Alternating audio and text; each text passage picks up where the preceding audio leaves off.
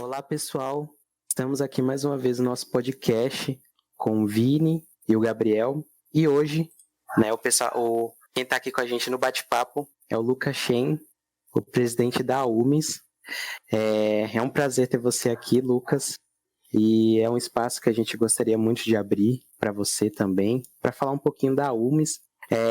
E antes de mais nada, diz aí, quem é o Lucas Shen, como você chegou na UMES e fala um pouco sobre ela aí para quem ainda não conhece.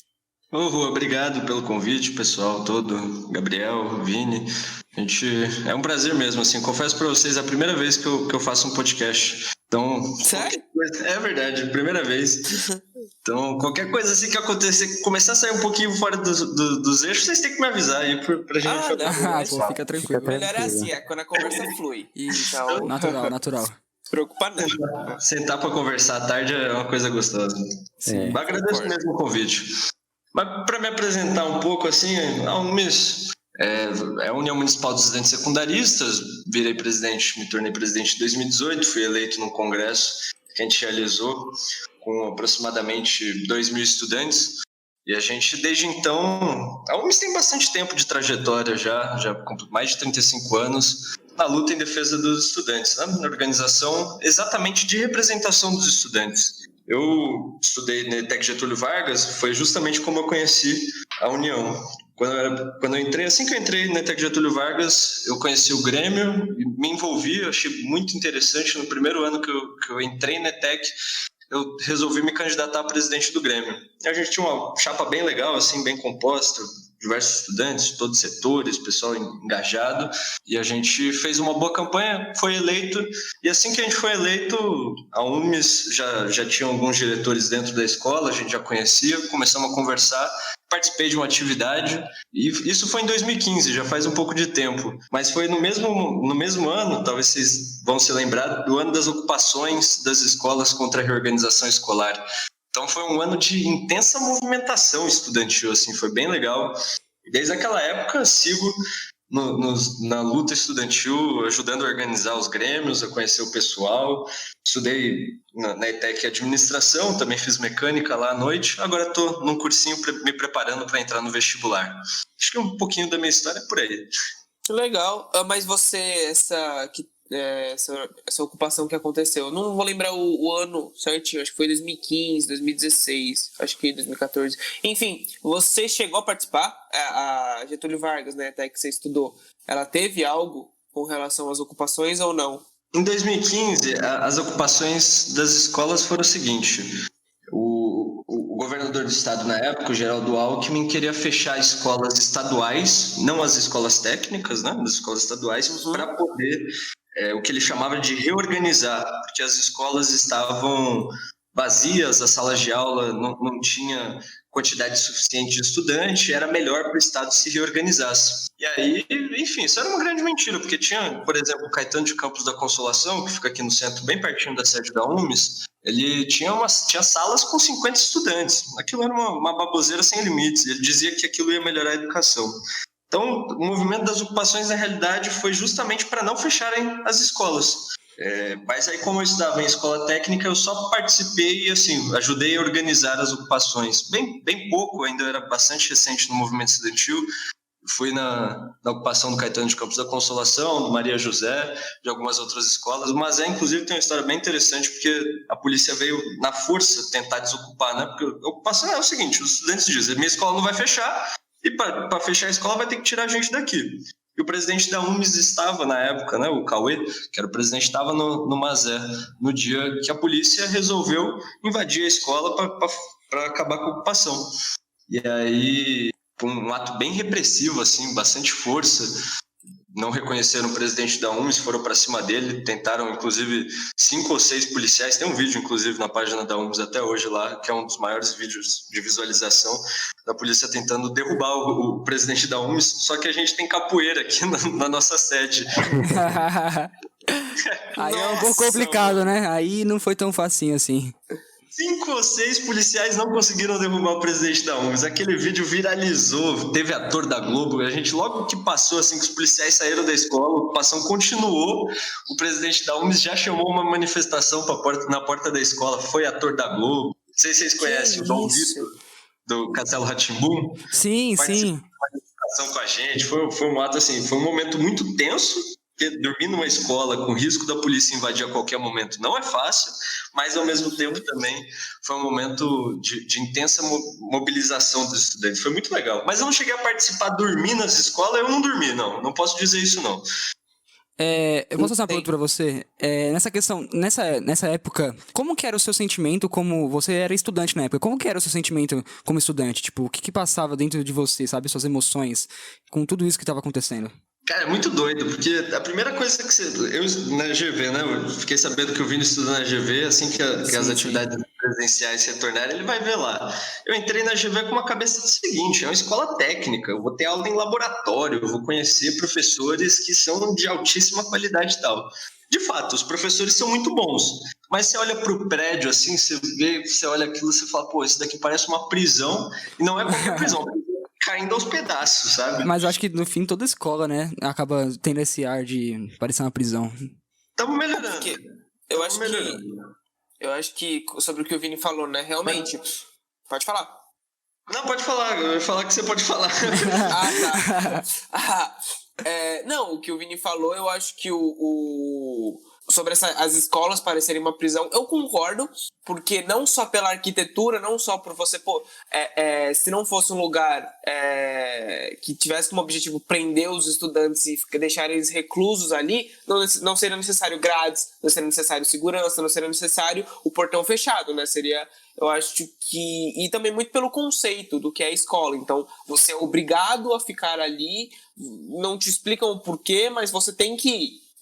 Então, eu acho que isso contribui para o sentimento da escola hoje, pelo menos, né, para a maioria dos estudantes, e na minha visão também, ser motivo de, putz, eu tenho que ir para a escola, aquela prisão, aquele lugar que tem pessoas que eu não gosto, tem um monte de matéria chata, e não, putz, hoje eu tenho que ir para a escola porque eu quero, entendeu? Eu acho que hoje o aluno ele vai para a escola não porque ele quer, mas porque ele é obrigado. Sim, mas assim, só pra mim fazer um ponto, mas eu acho que se você não tem acaba não tendo essa obrigação, acaba que muitos alunos, a escola vai ter só quem quer ir.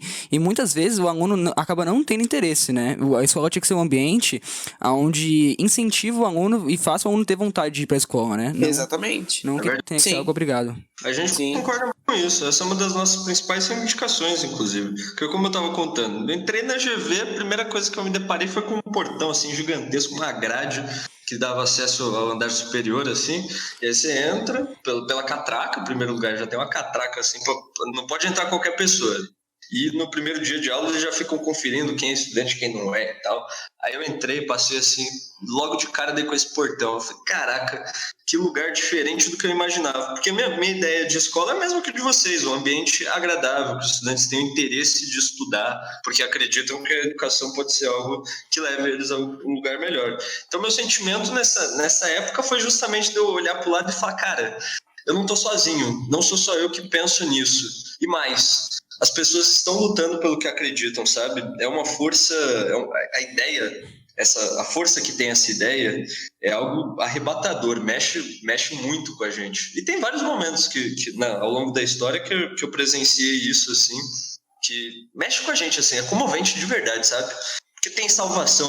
Você olha pro lado e você fala, temos esperança, apesar da dificuldade. E melhoramos muito de lá pra cá, sabe? Acho que é esse meu sentimento. Nessa questão aí das escolas, eu estudei numa escola chamada CIEJA, né? Que eu contei já minha história muitas vezes, não vou contar aqui, mas enfim. No CIEJA, a educação para jovens e adultos, né, e tudo mais, eu fiz o que era para ser o 8º e o 9º ano juntos. E lá a política é totalmente diferente, o portão fica aberto, os portões de lá, como é uma escola que fica num lugar que era uma casa grande, assim, então meio que foi a única escola que eu estudei que não tinha esse estigma de você olhar e ver uma prisão, mas em todas as outras escolas, mesmo no Carolina Sintra, que é a escola assim, que eu mais amo, ela tem também essa aparência de prisão, e acho que quem ouvir a gente aí vai se identificar muito com essa parte. E aí, voltando um pouco na questão das ocupações das escolas, eu lembro que naquela época, o que veio para mim foi a pior parte, as notícias que vieram de que os estudantes estavam sendo massa de manobra e que não sei o quê. E nessa época surgiram muitos youtubers. Tem um grande que hoje tá até no... Não sei se ele é deputado hoje e tal, que ele surgiu mais ou menos nessa época de lá, nas ocupações e tal, de maneira negativa. E eu queria perguntar assim pra você, Shen, como que vocês da UMES lidam com o fato de que pro governo, para essas pessoas que estão lá em cima e que não querem o bem da educação, como vocês lidam com o fato de que vocês são vistos como um problema, como algo que poderia acabar, que incomoda? Hoje é mais difícil você falar da situação. 2015, 2016 era outra coisa, né? Lá naquela época, essa galera que fica fazendo estardalhaço, que fica xingando todo mundo e tal, não estava no poder ainda. A galera que acha que os estudantes são massa de manobra, todo mundo não sabe fazer nada, não sabe votar, não sabe escolher o representante, não tem um pensamento próprio. Ou seja, todo mundo é massa de manobra. Só essa galera é quem sabe a verdade, só essa galera sabe o que é melhor pro Brasil, pro povo. Não tem debate com essa galera, sabe? Então, diferente daquela época, hoje essa galera chegou no poder, né? Inclusive fizeram lá aquele projeto Escola Sem Partido, que de partido eles estavam um pouco preocupados. O que eles queriam mesmo era que acabasse com as discussões nas escolas. O que eu acho, principalmente dessa turma, é que eles são um pessoal pouco engajado e preocupado de verdade com o Brasil. A escola é o espaço do estudante. No final das contas, é para os estudantes. Para que serve a escola se não para ensinar? Ensinar quem? A juventude. Então, ou seja, quem é o mais interessado no final das contas? O garoto que vai para a escola para aprender alguma coisa, quando ele sair de lá, poder ter um trabalho melhor, ter uma vida diferente, aquela coisa de se emancipar, né? Nós queremos que a sociedade possa debater que a educação pública gratuita de qualidade, estas premissas básicas, sejam atendidas e que a gente possa, a partir daí, pensar num Brasil diferente. Para nós, essa galera faz muito barulho e faz pouco. A gente vai ter que tirar essa galera que chegou no poder fazendo barulho, indo para cima da gente e tal, mas para depois poder pensar num Brasil diferente.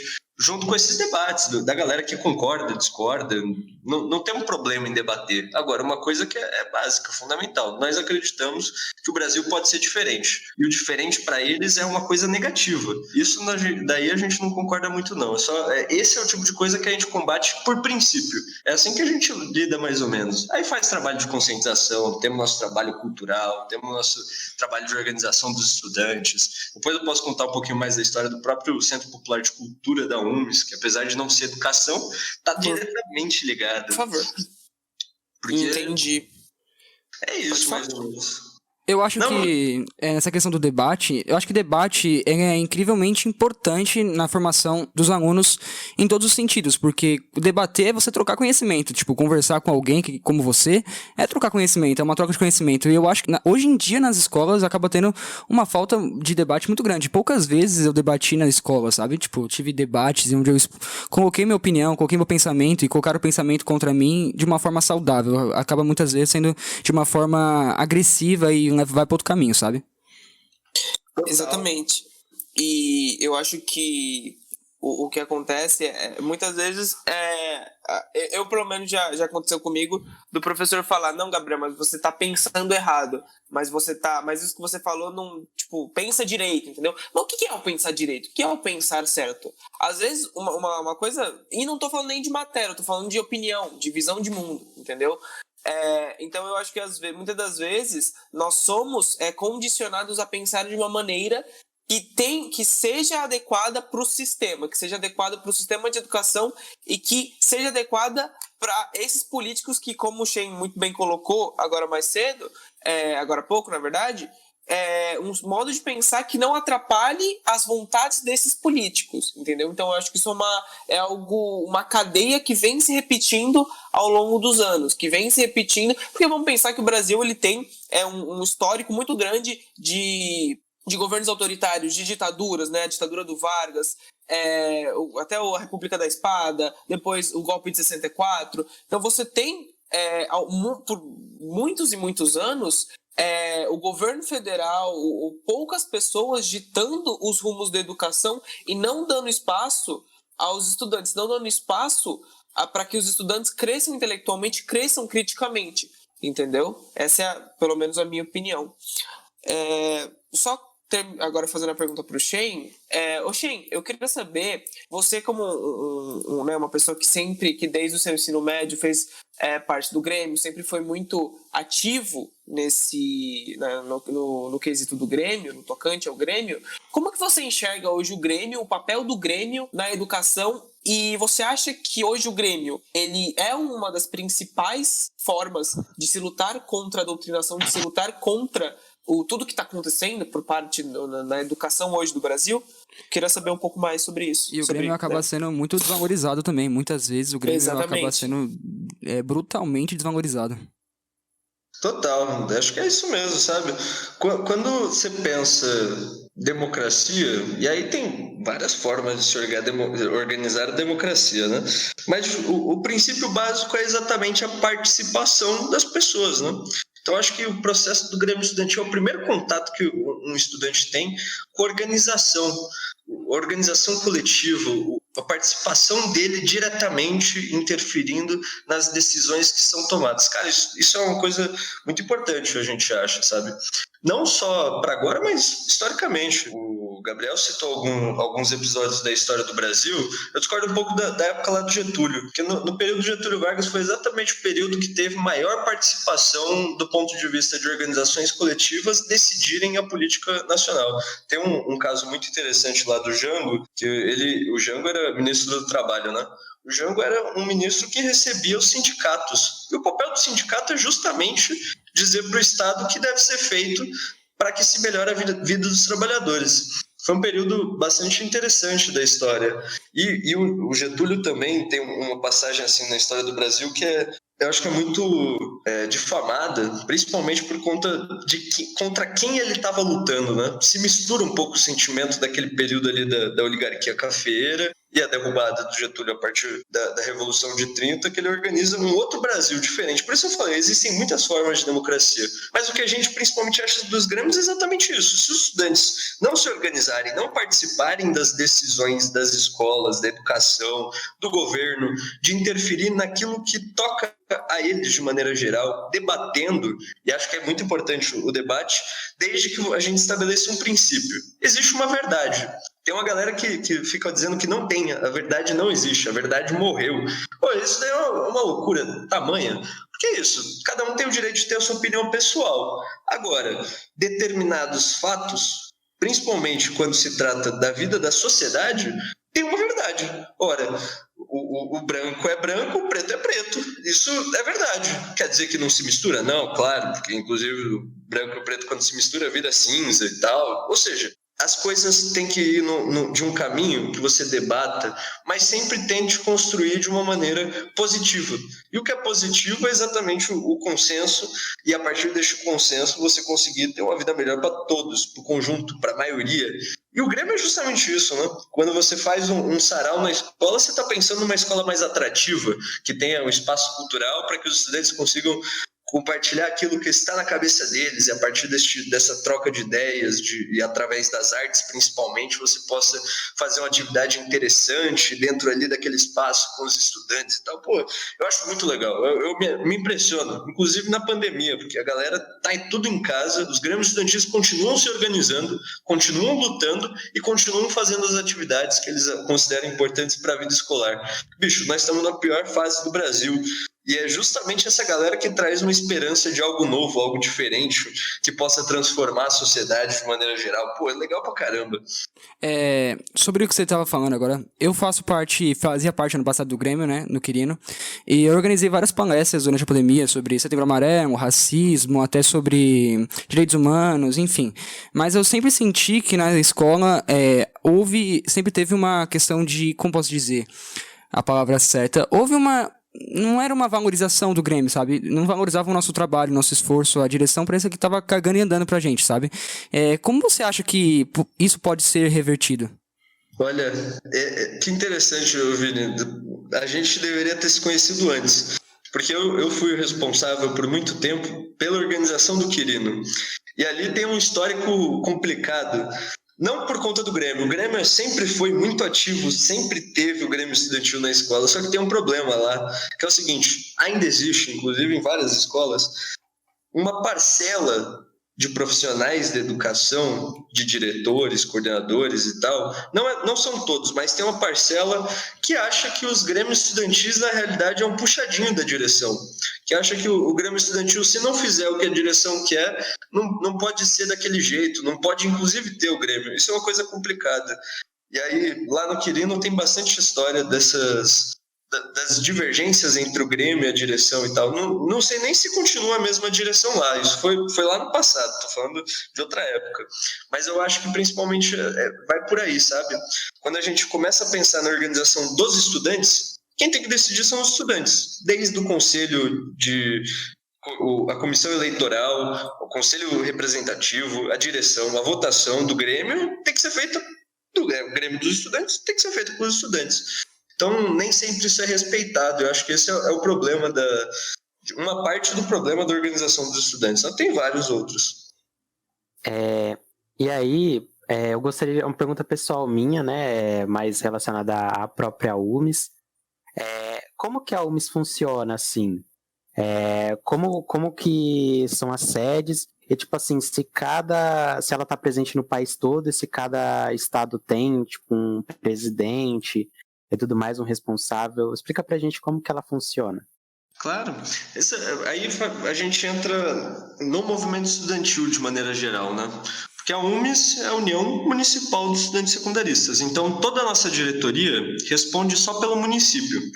E aí tem os grêmios estudantis, que são as organizações dentro das escolas. Então, veja só, tem o grêmio estudantil dentro da escola e tal. Essa diretoria, lá no passado, as diretorias dos grêmios estudantis organizaram um conselho dos estudantes municipal. Dentro desse conselho municipal, elegeram justamente a UMES. Se a gente for subindo, vai tendo as uniões estaduais e a própria União Brasileira dos Estudantes Secundaristas. Eu faço parte da União Brasileira dos Estudantes Secundaristas, sou o primeiro diretor de grêmios lá da UBS. E a gente tem, então, essa estrutura no movimento estudantil, né? Tem o grêmio, as uniões municipais, as uniões estaduais, aqui em São Paulo é a UBS, União Paulista dos Estudantes Secundaristas, e tem a União Brasileira, que é a que corresponde para o Brasil inteiro. Cada uma delas tem a sua diretoria, tem as suas opiniões, que a gente se encontra normalmente no próprio congresso da UBS ou nos congressos estaduais municipais. E dentro dos grêmios a gente participa também das eleições. Então, aqui na cidade de São Paulo, a UMES de São Paulo é a maior UMES do Brasil, tanto pela quantidade de estudantes que tem na cidade de São Paulo, quanto também pelo próprio trabalho organizado pela UMES. A gente tem uma diretoria hoje de aproximadamente 21 estudantes, a diretoria que foi eleita em congresso, no meio da pandemia, inclusive, em junho do ano passado a gente fez o nosso congresso. O congresso funciona da seguinte maneira: cada escola tem direito a ter uma quantidade de delegados. Os delegados são as pessoas que votam no congresso, né? Mas todo mundo pode participar, é aberto para todo mundo dar a sua opinião, participar da construção e tal. Só para critério de votação, para não ficar zoneado, aí tem uma quantidade de pessoas que podem, de cada escola, votar. É determinado isso de acordo com o estudante, né? Por exemplo, a GV tem 4.000 estudantes. Se você não eleger ali uma quantidade um pouco maior de delegados, é injusto com o Quirino, que tem um pouco menos, tem mil e pouquinhos estudantes, né? Então, é injusto, né? Você ter o voto do Quirino ser o mesmo que o do ETEC Getúlio Vargas. Então, por isso que a gente faz esse sistema que permite que mais pessoas participem da votação, propriamente dito. Então, elege os delegados dentro do Congresso. Organiza-se uma chapa, igual um grêmio estudantil, organiza a chapa que vai concorrer à diretoria da UMES, e os estudantes votam nessa chapa. Acho que uma das diferenças do congresso da UMES para a eleição do Grêmio é que, junto com a votação da diretoria, também são votadas as bandeiras que a UMES vai defender ao longo do próximo período. Então, aquilo que a gente acha mais importante para se defender ao longo dos 2 anos de mandato da diretoria. E aí, depois que passa esse processo, a gente organiza as diretorias das regiões da UMES. Esses diretores que foram eleitos no Congresso vão se dividir entre as 5 zonas de São Paulo, Zona Sul, Leste, Oeste, Centro, Norte, enfim, e aí vão organizar, a partir deste trabalho da diretoria, os próprios grêmios, voltar a fazer o contato com os grêmios estudantis pós-Congresso, para encaminhar aquilo que foi votado das bandeiras que a gente acredita. Por exemplo, agora na pandemia, a nossa luta central foi pelo direito à educação, para os estudantes terem, inclusive, uma educação remota, em casa, com qualidade, mas também que urgentemente fosse superada a pandemia. Porque a aula em casa é horrível. A gente fazer essa conversa online, inclusive, se a gente pudesse estar conversando presencialmente, seria muito melhor. Então, a escola também tem essa premissa. Ter o contato com o professor é fundamental. Faz parte do processo de aprendizado, que os estudantes se encontram uns com os outros para poder debater, que era o que a gente estava falando aqui até agora. Em casa não tem isso, que é o cara direto com a tela e tal. Tem vários problemas, inclusive, na educação em casa, seja da alimentação, seja dos problemas psicológicos, seja daquela população vulnerável que está exposta à violência doméstica, sexual, ou seja lá qual for. Então, ou seja, tem vários problemas na educação online. Nossa luta é para que seja superada essa condição da pandemia, ou seja, para que a vacina chegue logo para os profissionais da educação, para os adultos de maneira geral, para os estudantes, mas para que todo mundo possa retornar às atividades normais, em situação normal, o mais rápido possível, para a educação poder voltar a ser prioridade. Então, essas foram nossas bandeiras votadas no Congresso de junho de 2020. Agora, nossa luta está sendo para isso. A gente tem estendido faixas na cidade inteira para conscientizar as pessoas da importância da vacina. Temos feito os debates com a Secretaria de Educação para que se criem as condições do retorno seguro, rápido possível, para que tenha melhor um retorno rápido mesmo, sabe? Acabei viajando. Não, que isso. Não, pô. Falou super bem. Maravilhoso. Só uma questão que você estava falando sobre a questão da aula online não ser muito bom, né? Não ser tão boa quanto uma aula com um professor em sala de aula. Você acha que os alunos que estão se formando agora, ou que estão passando pelo ensino agora, vão ter alguma desvantagem em relação... por conta da pandemia? Qual que é a desvantagem que você vê dos alunos? Cara, olha só, isso é uma pergunta interessante. Minha irmã se formou na ETEC Getúlio Vargas. Todo mundo aqui da ETEC Getúlio Vargas, né? Mas é um bom exemplo porque... Não, eu sou da Takashi Morita. Eu sou da TM. De fato. Não sou mais. GV é a melhor, rapaziada. Team GV. Ó, vai ter uma briga aqui, hein? Vai ter uma discussão. Mentira. Pode ir lá. Pode ir lá, Shen. A gente é meio besta mesmo. É a briga das escolas técnicas sempre, toda vez. Inclusive, fomentada por campeonato entre as ETECs, o Interetex, aquele espaço é muito legal. Mas enfim, minha irmã se formou na GV no ano passado, né? Ano do TCC dela, e ela no meio da pandemia tendo que fazer as aulas em casa sem acesso ao laboratório. Eu acho que isso ficou uma situação muito pior para quem é estudante técnico. Mas para quem estuda só o regular, faz a aula regular, também tem uma grande defasagem. Porque olha só, 1/4 dos brasileiros, ou seja, 1 a cada 4 brasileiros não tem acesso à internet. Uma quantidade absurda de pessoas no Brasil tem acesso à internet só pelas redes móveis. Não dá pra gente imaginar um cara estudando só pelo celular. Isso sem falar daquela galera que só tem um celular em casa e tal, e tem que dividir entre os 3 irmãos para aprender. Eu falo isso com propriedade porque lá em casa, o que eu vou falar agora eu falo com propriedade. Olha só, é uma zona, porque lá em casa a gente tem que dividir para estudar eu, minha irmã, minhas 2 irmãs, né? A do meio e a mais nova. A gente vira um caos, porque cada uma tá ali, os 3 juntos, tentando aprender, não dá certo. Não dá certo de verdade. Isso porque a gente ainda tem 2 cômodos que dá para dividir todo mundo, cada um fica na sala, um fica no quarto, e a gente vai se virando. Cara, tenho certeza que a gente vai ter os índices da educação no próximo período vão ser piores do que eram antes da pandemia. Se antes tinha problema, agora vai ficar num nível pior. Seja por aquele dado da educação, que os estudantes saem da escola sem aprender direito a matemática básica ou interpretar textos de uma maneira crítica, né? Não só ler o texto, não ser um analfabeto funcional. Por isso que a gente tem tanta fake news, né? Por isso que a gente tem tanta fake news hoje em dia. Pois é, julgar essas coisas, você precisa ter um acesso a um nível de conhecimento maior. Você precisa saber um pouquinho das figuras de linguagem para saber o que é uma ironia, o que é sarcasmo e tal. Você precisa expandir os horizontes do conhecimento. Isso que eu só falei de português e matemática. Imagina a gente discutir dentro disso a própria geografia, biologia. Eu tenho uma dificuldade muito grande com química. Cara, não me imagino aprendendo química online, de verdade, assim. Bom, perfeito. Voltando agora um pouquinho no assunto que a gente tinha tratado mais cedo sobre educação, sobre até a escola com partido, né, que era um projeto no governo. Eu queria saber, um dos projetos da UMES, que eu ainda não pude participar, mas quinta-feira eu espero que eu consiga, que é o Cinema Compartido. Você poderia comentar um pouco mais do Cinema Compartido e como que surgiu essa ideia? Rapaz, essa propaganda não foi paga, hein? Imagina, não foi, mas... É que o que é bom tem que ser divulgado, pô. Não, eu ouvi... A gente tava na plenária, aí o Shen começou a falar do Cinema Partido. E gente, eu me encantei. Eu falei, não, eu preciso participar. Isso, e eu já conhecia o Cinema com Partido por menores uma semana antes da gente ter, né? Quando eu já tava na plenária, eu já conhecia. E tinham me mandado o link e eu falei, nem vou entrar.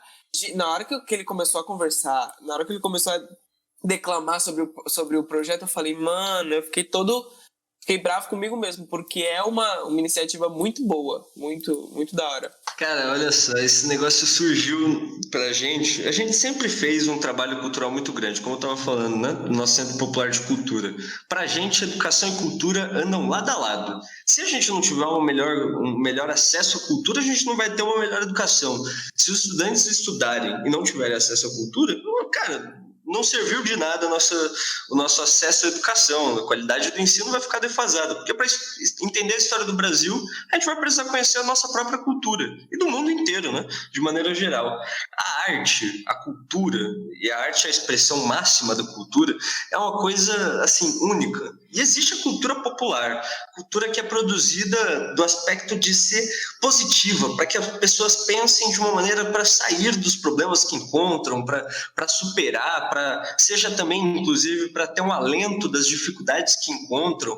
Cara, as maiores composições românticas, assim, no sentido de amor mesmo, são aquelas que você se compadece com a situação do outro, que a pessoa, tá triste porque acabou um relacionamento e tal. A arte consegue traduzir isso de uma maneira muito bonita.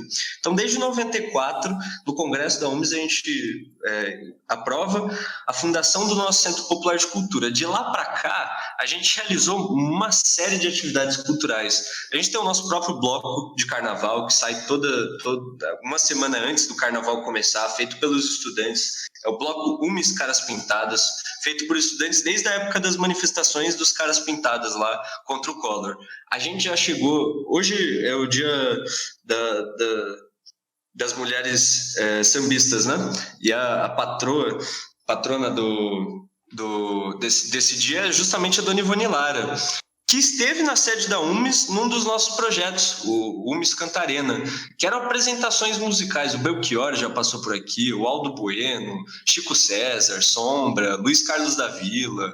Então, assim, uma galera pesada já passou aqui pelos palcos do nosso teatro. A gente sempre achou importante que os estudantes tivessem acesso junto à educação e à cultura. E aí, o problema é o seguinte, como eu estava contando, teve lá em 2018, junto com a eleição do Bolsonaro, uma série de projetos malucos, como Escola Sem Partido, que não combatia partido nenhum, só queria impedir as discussões, entre aspas, doutrinatórias, que os professores filiados à CUT, essa coisa toda, ao PP e tal, faziam.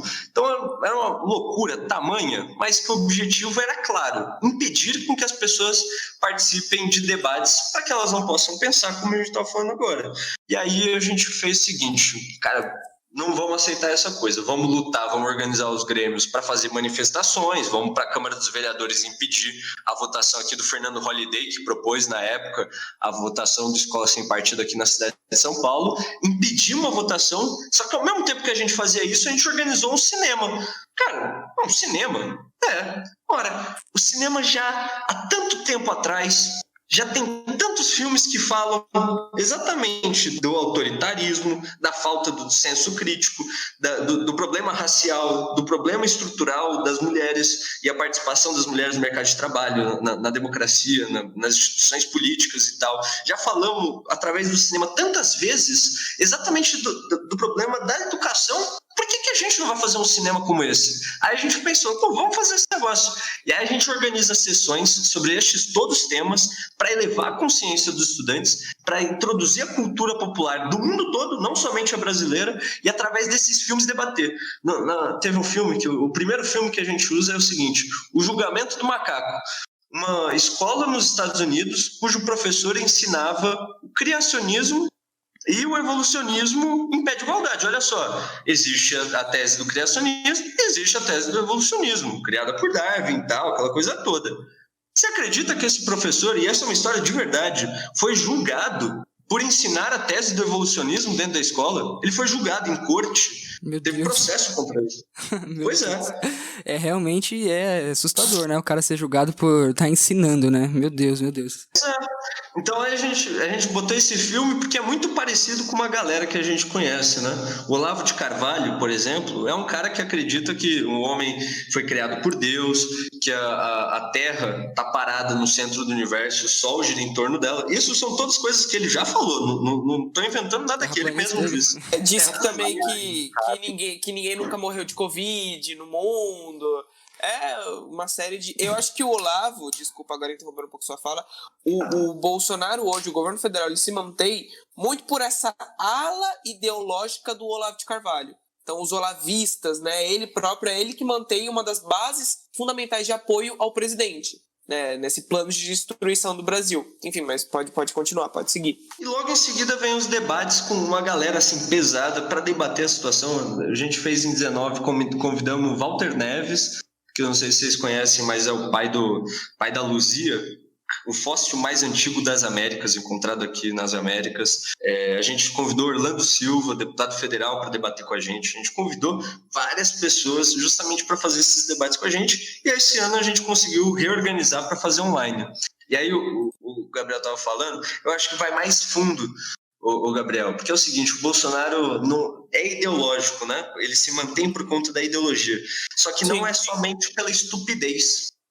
Tem uma outra coisa. Essa galera que é estúpida é o que ele bota na rua para fazer as coisas, né? Os pau mandado dele. Só que ele tem uma outra coisa que ele utiliza muito, que através dessa galera que é estúpida e usa força para sua estupidez, eles conseguem influenciar as pessoas boas que têm um mínimo de razão, mas que ficam com medo. E aí essas pessoas com medo, no final das contas, acabam não fazendo manifestação, não repudiando as atitudes de um governo negacionista. Acabam que, no final das contas, ficam quietas, se silenciam numa situação como essa. Eu acho que essa é a cultura do governo Bolsonaro. Perfeito. Eu tenho um livro aqui que eu li ano passado, que é da Patrícia Campos Mello, A Máquina do Ódio.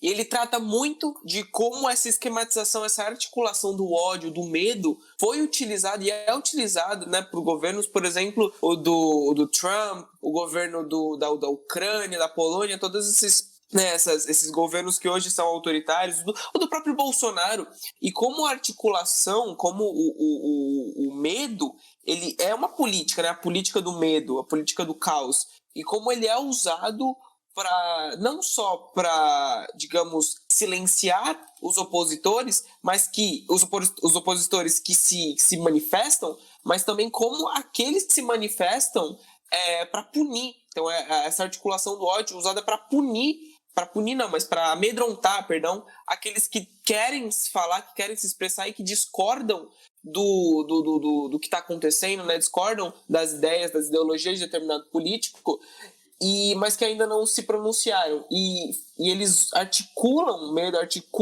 jogadas, esquemas políticos para botar medo nessas pessoas. Uhum. Então, eu concordo muito com você nessa parte. E, enfim. Bem isso mesmo.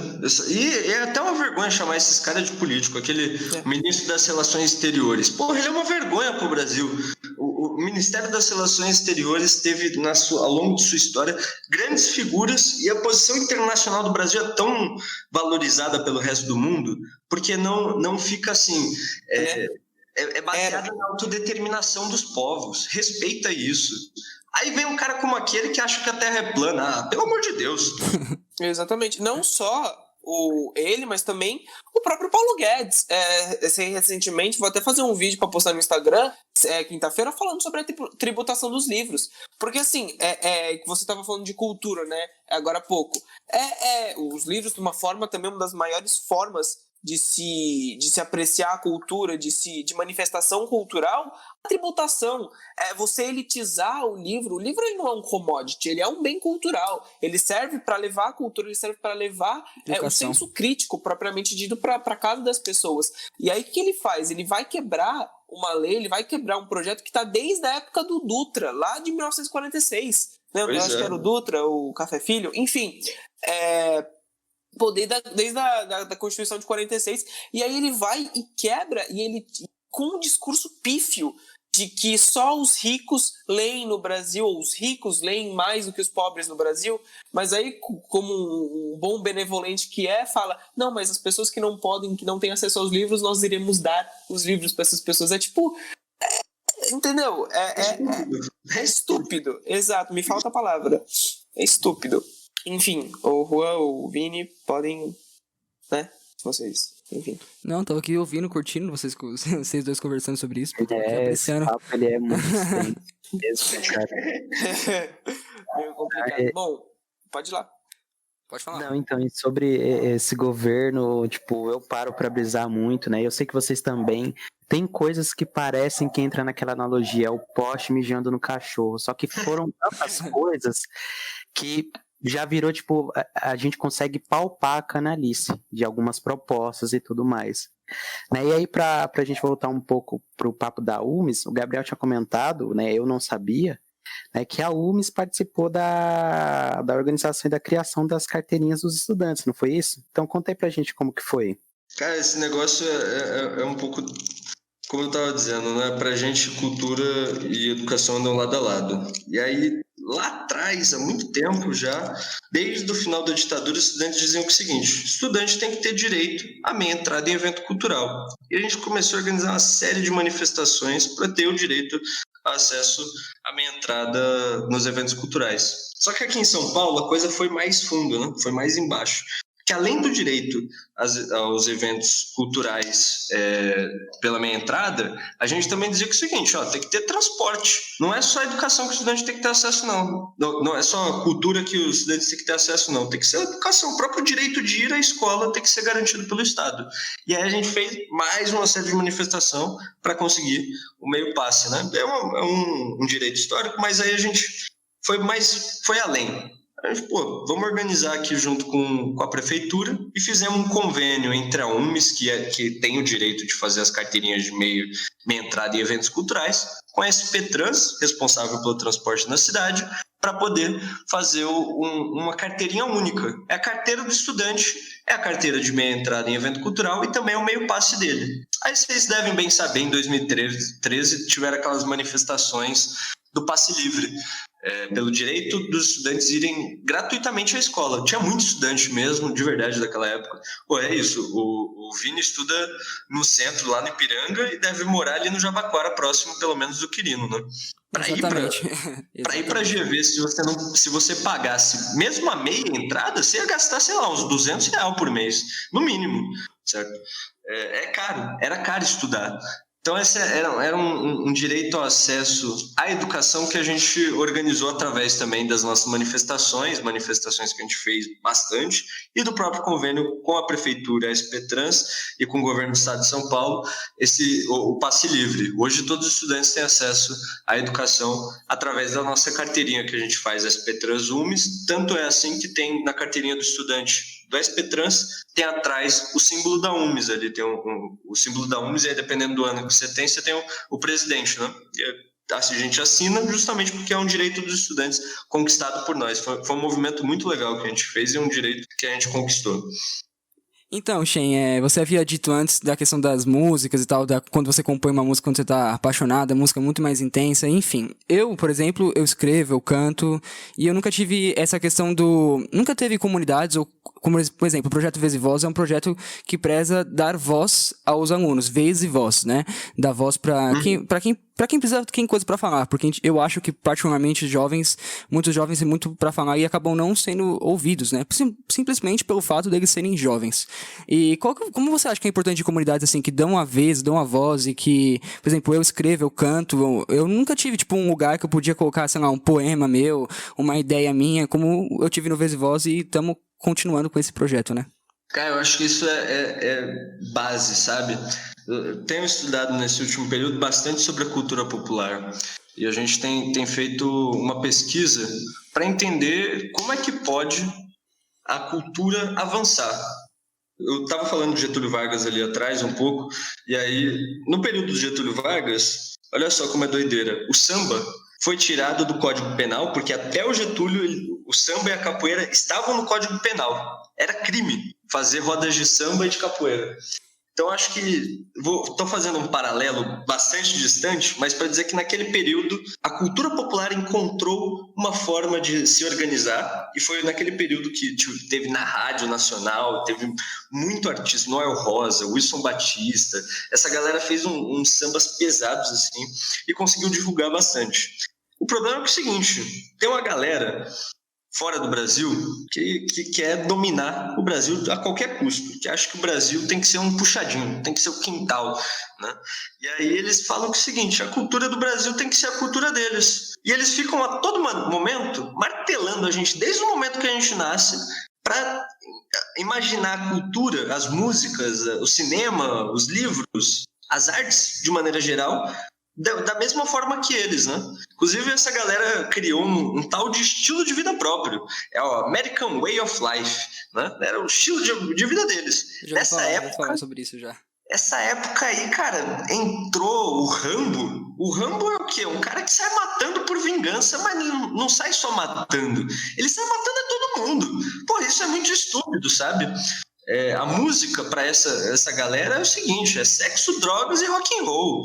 Porra, aqui no Brasil a gente tinha composições tão belas. Antes de entrar eu tava ouvindo, inclusive, o Cartola, né? O genial mestre Cartola. Sim. O cara compôs músicas que retratam um verdadeiro sentimento. Justo, genuíno. Quando ele é traído, ele não acha aquela situação legal. E ele não acha que é legal trair. E sente pena por uma situação dessa.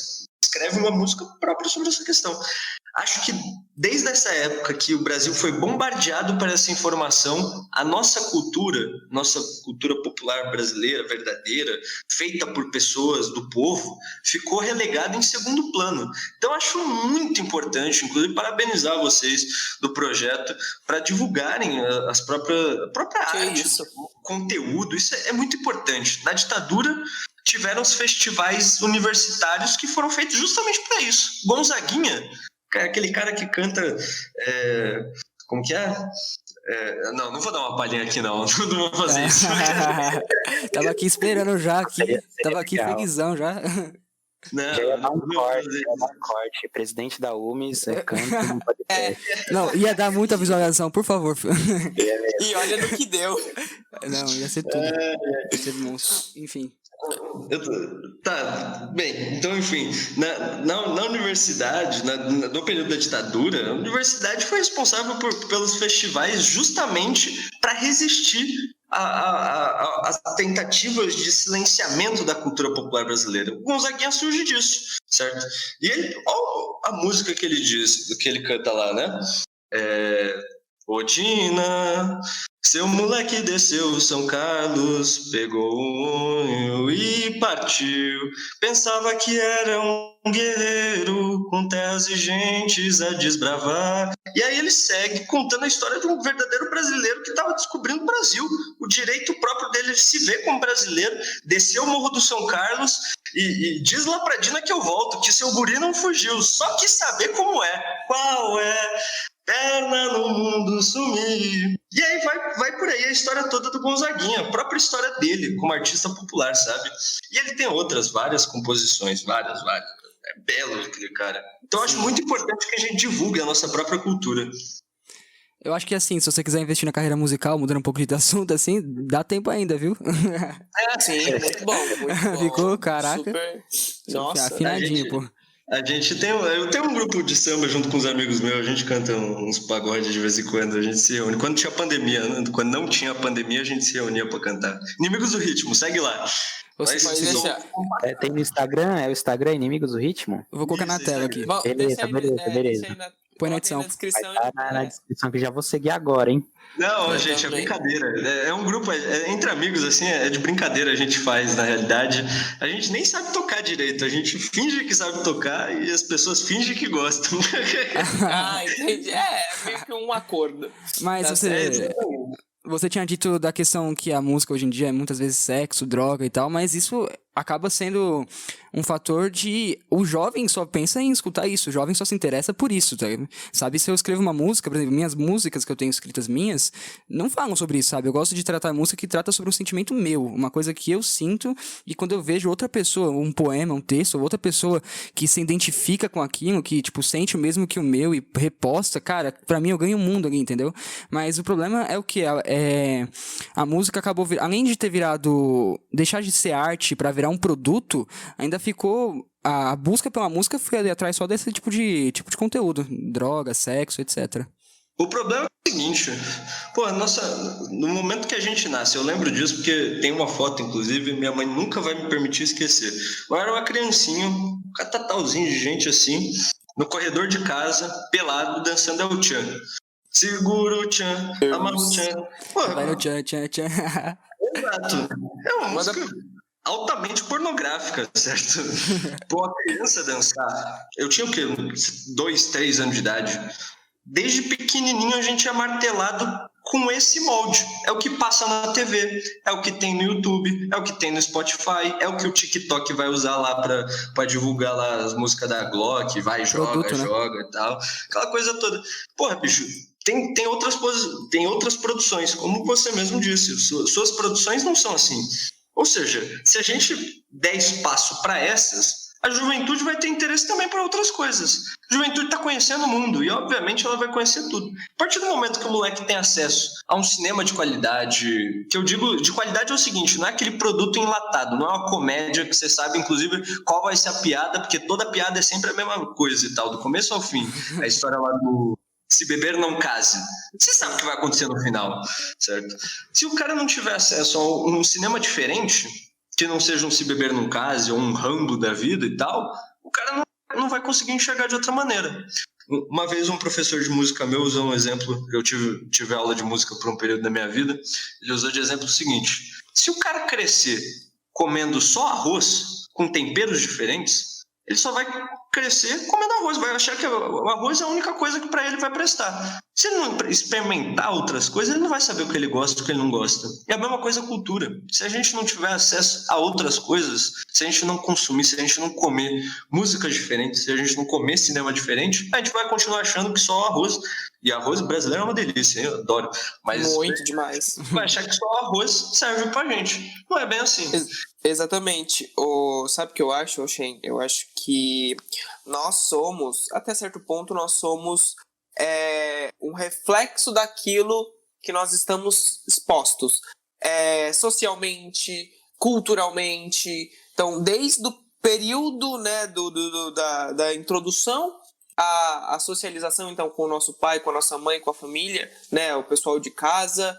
até quando a gente começa a ir para a escola, até quando a gente começa a ir para o prezinho, enfim. Então, nós somos frutos da nossa sociedade, né? Fazendo uma analogia ao Durkheim.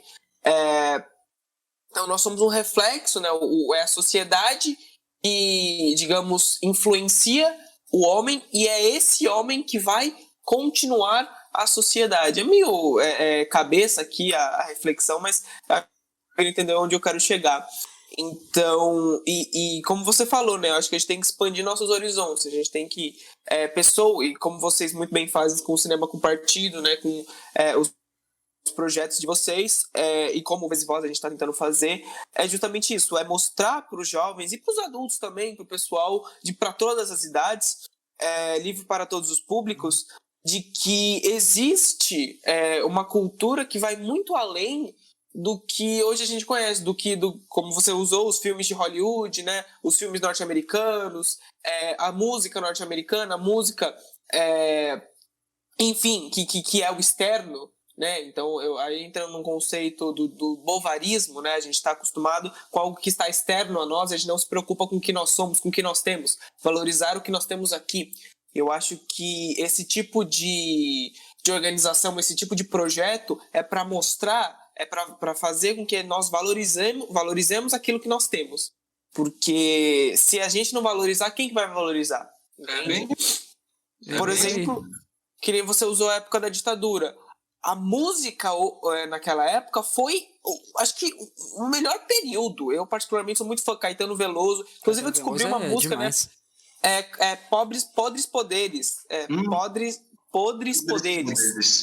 Do Caetano. Eu não conhecia e eu fiquei com vergonha porque é uma música tão boa e que reflete tanto o que está acontecendo hoje que eu fiquei até um pouco envergonhado de não ter conhecido. Essa música é em 84, um ano antes de acabar a ditadura. Sim. E um período de repressão, né? Muitas dessas músicas, eu pelo menos acredito que existam até hoje músicas que nem foram ao ar porque foram censuradas e se perderam na história, se perderam ao longo desse período de repressão. Mas ainda assim, em um período de repressão, em um período de autoritarismo, como que a cultura, como que a música, enfim, a imprensa em si, foi tão bem articulada, foi tão bem esquematizada para fazer com que a população entenda o que estava acontecendo, para levar um pouco mais de cultura e levar um senso crítico, levar o outro lado, né? O lado do... Acho que a maioria das pessoas hoje, pelo que viveram a ditadura, tem o lado ruim da ditadura, não só o que o governo, que os militares queriam que nós vêssemos, entendeu? Que nossos pais enxergassem, que nossos pais vivessem até. Principalmente pelas crianças também, né? Um exemplo, num desenho, em algo que passa na televisão, uma música que uma criança escuta, cara, uma criança absorve tudo aquilo que ela tá ouvindo, tudo aquilo que ela tá escutando. Se uma criança estiver ouvindo a gente conversar agora, ela tá absorvendo toda essa informação. Então, se você joga merda pra uma criança, ela vai absorver aquela merda, sabe? Uma vez um velhinho de barba branca disse o seguinte: o homem escreve a história sob as condições que o determina. Ou seja, o que está no entorno dele, a sociedade que ele faz parte, é que vai determinar quem é aquele homem para ele poder escrever a sua história. Não dá para imaginar um homem solto de uma sociedade, né? Inclusive essa galera estava perdida aí pelo mundo todo e não conseguiu avançar muito, né? Ficou parada no tempo. A gente encontra algumas sociedades que não se desenvolveram, né? Eles estão parados no tempo ainda, infelizmente. Precisam ter acesso a outras coisas, a uma forma de desenvolvimento diferente. Aí tem uma série de explicações para isso. E sobre a cultura, para entender a história da ditadura, a gente precisa entender um pouco a história anterior à ditadura. Porque a cultura popular brasileira naquele período estava vivendo o ápice, o auge. Como eu estava falando, o samba tinha acabado de ser liberto. Cara, o Cartola a gente falei um pouquinho da Dona Ivone Lara, mas o Nelson Sargento, Bete Carvalho, a própria Elis Regina, a Dona Irã Barbosa, geral do filme, uma turma aqui de São Paulo bastante grande, dali surgiu no Rio de Janeiro uma galera boa ali da Mangueira, muita gente produzindo conteúdo popular que o povo consumia naquela época, né? Faz parte um pouco da forma como foi organizada a resistência. O problema é que aí depois disso veio logo em seguida, martelaram na cabeça de que o samba tinha que ter a guitarra, o forró tinha que introduzir os elementos de música eletrônica, e no sertanejo, se não fosse que nem o country dos Estados Unidos, não ia ser bom. E olha só, nos Estados Unidos tem música boa, viu? Não é só o produto enlatado, bastante não. Música boa. A música popular dos Estados Unidos é o jazz, o blues, porra, aquela coisa é única. O funk norte-americano não tem nada a ver com o funk do Brasil. É coisa James Brown e tal, aquela galera toda ali daquela época, produz uma quantidade de cultura absurda, um nível de música muito, muito elevado, porque é vendido como se fosse dos Estados Unidos. Então, até para o próprio povo dos Estados Unidos, a própria cultura foi reprimida. Olha que loucura. Sim. Eu acho que você tinha falado da questão que lá tem música boa. Cara, eu acho que em todo lugar do mundo, mesmo em todo lugar do mundo tem música boa. O problema é que é difícil de encontrar e não é tão vendido quanto os outros estilos de música, sabe? Um pouco mais... Enfim, do jeito que a gente conhece hoje. O problema é a indústria, né? Tem uma indústria que criaram por detrás para dominar, monopolizar a produção da cultura. Todo lugar do mundo. K-pop. K-pop é uma versão coreana do pop estadunidense. O próprio, como fala aqui no Brasil, a pisadinha, é uma versão um pouco diferente, mas é a versão do pop dos Estados Unidos, versão brasileira do pop dos Estados Unidos. Porra, nada a ver. E até Exatamente, no funk, tá? eu já vi algumas letras, tipo, se você escuta a música, eu não gosto do estilo que é cantado. Você vê que tem músicas com algumas letras que são boas, mas eu acho que dentro de todos os estilos tem músicas boas, só que dentro de todos os estilos, as músicas que vão pra cima não são as melhores em questão, enfim, né? Pode falar, Gabriel, o que você tava querendo falar aí. Não, só ia concordar aqui, que tava muito bom. Juan, tu quer perguntar alguma coisa? Vai lá, meu filho. Não, Voz e voz para você. Valeu, só queria falar que essa visão que o Shen passou agora foi sensacional. Porque eu não tinha nem parado para pensar também de que o funk brasileiro ele é tão estourado que ele toca lá fora, nos Estados Unidos, e o funk de lá, mesmo do jeito como é lá, foi oprimido. Então essa foi uma visão assim, Shen, pode botar no quarto aí, viu, gente? Porque o cara, na hora da aula... O cara é brabo, pô. Não, sensacional. E aí já queria lançar também que já temos um convidado para quando a gente for fazer o podcast de música, tá? Porque Com é um cara certeza. que além de manjar da educação, tá dando aula aqui também sobre música. Então, Shen, já vai vendo a agenda aí, já passa o dia todo, vai estar livre, ok?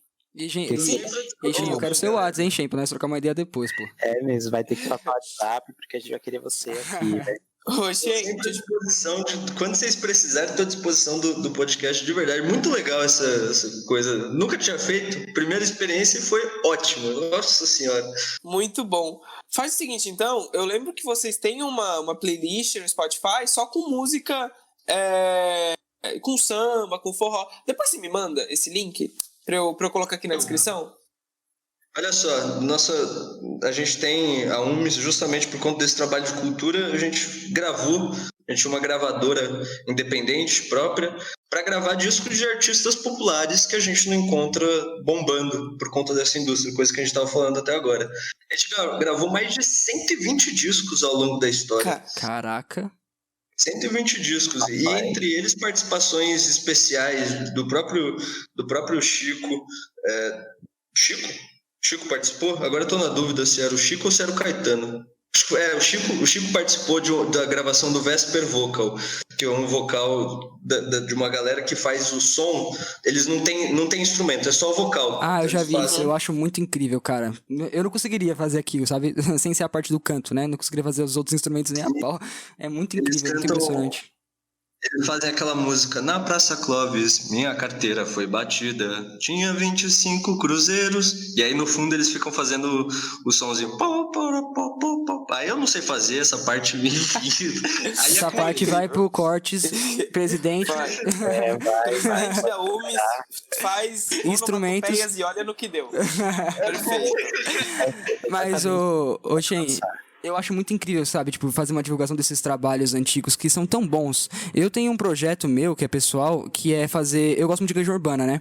E eu gosto muito das músicas deles. E, tipo, eu tenho um projeto que vai sair em breve de eu regravar, fazer, tipo, um tributo, sabe? Fazer uma regravação de algumas músicas, umas 7 músicas que eu quero fazer no estúdio e tal. E eu tenho esse projeto pessoal que eu quero fazer. E eu acho muito incrível divulgar esses trabalhos antigos, porque, poxa, depois de tanto tempo, ainda tem tanta verdade, ainda tem tanto pra agregar, sabe? Tipo, não só a Legião Urbana, como outros artistas, sabe? É muito bom, sério. Claro, e é isso. Foi por isso que a gente organizou. A gente tá meio parado na produção musical, tá um pouco difícil a gente voltar a fazer. A gente tem feito só os musicais das nossas peças, que a gente produz teatro também. A gente faz as peças cantadas e aí transforma elas em CDs de música e divulga pelo Spotify. Aí eu mando pra vocês o link depois pra vocês conhecerem também. Beleza. Claro, quero conhecer. Obrigadão. E aí, pra gente finalizar aqui esse podcast, a gente queria deixar a mensagem que tudo isso que foi apresentado aqui sirva para uma reflexão de como que a gente vai poder encarar a educação nos próximos anos, da gente pensar o que a gente quer para o futuro enquanto estudantes, quem continua na vida acadêmica, quem já saiu, mas que quer ter uma voz ativa também. E, enfim, que siga aí a UMS no Instagram. Shen, você pode dizer como que é o Instagram da UMS? Claro, é @umis.sp. Facebook também tem UMIS-SP. É sempre UMIS-SP, vocês vão encontrar a gente. Nosso logo, UMIS, uns prédios da Paulista desenhado assim, e a letra da UMIS com os caderninhos, com lápis, assim, para representar uma coisa bem estudantil. E aí sigam também o Instagram do Vez e Voz, que é Vez_e_voz, Vai estar tudo na descrição aí, tanto no Instagram da própria UMES quanto o nosso, e as redes aí que vocês vão poder nos acessar, tá? Então, muito obrigado por terem visto até aqui. Deixa o like de vocês aí, se inscrevam no canal e até o próximo podcast.